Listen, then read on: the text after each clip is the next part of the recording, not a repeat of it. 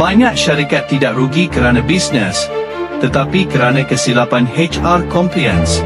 Saya seorang HR profesional di Malaysia, fokus membantu syarikat dalam Employment Act 1955 dan HR compliance.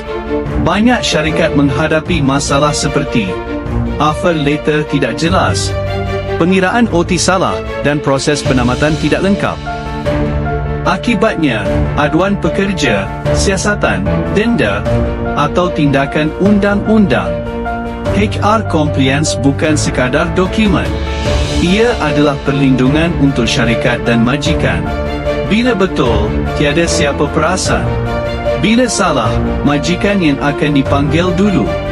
Kami membantu syarikat menyemak dokumen HR supaya patuh undang-undang, mengenal pasti risiko Employment Act, membina proses HR yang jelas dan praktikal. Jika anda pemilik syarikat atau HR dan tidak pasti tahap HR compliance syarikat anda, sila DM saya untuk semakan asas HR compliance.